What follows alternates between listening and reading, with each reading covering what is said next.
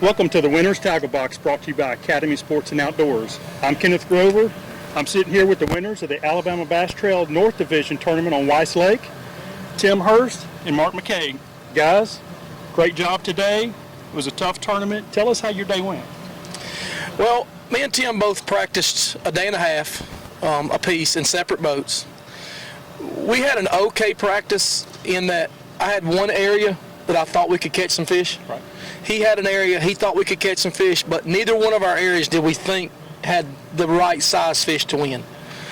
So we just decided last night that we had both had a decent bite in one area, and we just go there and just try to fish somewhere new in that area and get started. The first place we stopped, we caught a 3.5 and a 5, and that kind of clued us in what we had been missing, right, the whole week in practice.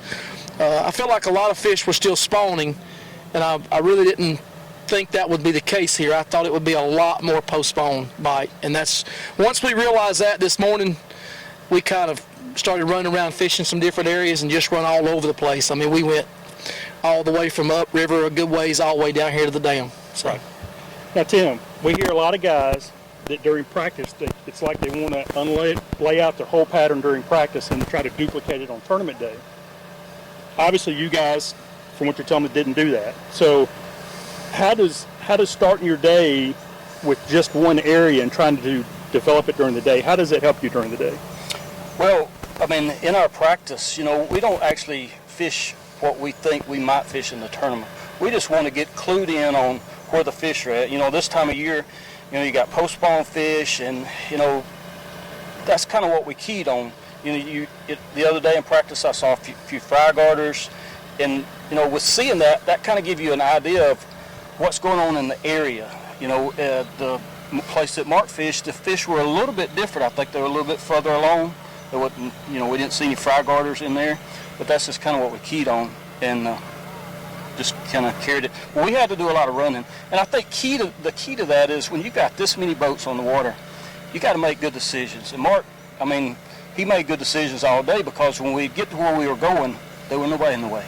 Right. And we don't know if somebody just left, but we caught fish when we did that. Right.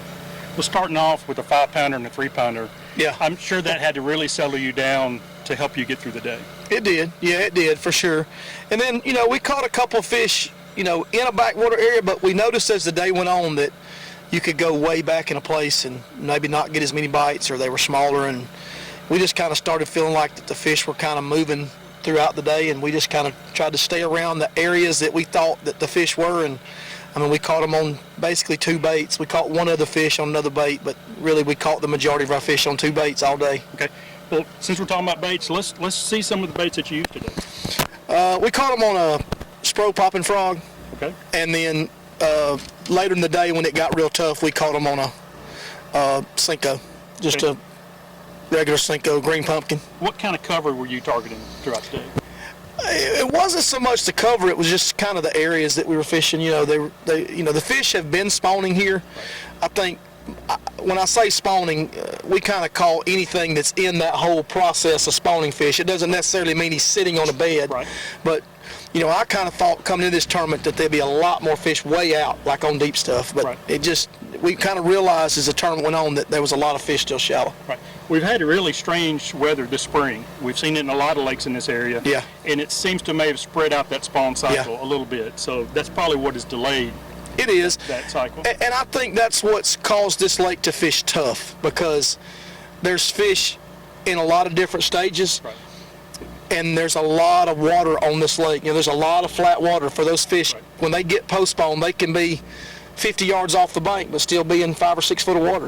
Okay. So it makes it a little hard to fish and a little hard to practice sometimes. You can go through an area here and you won't have it figured out. And you might be around the better fish, but you just can't get them to bite because they're so spread out, like you're saying. Right. Now, you had 5 fish that weighed over 22 pounds. How many total bites did you get throughout the day? How many we get, Tim? I would say 9. Yeah. We caught maybe 2 or 3 3-pound fish in the low 3-pound range. So it really wasn't about high numbers for you. It was trying to get specific areas where you thought the good quality of fish were located. That's right. That's exactly right. Yeah. Okay. congratulations, guys. It's a great win. It's not easy to win these Alabama backfield No. tournaments. Did a great job today, and it was a tough fishery. We saw that in the weights. Yep. All I can say is congratulations and job well done.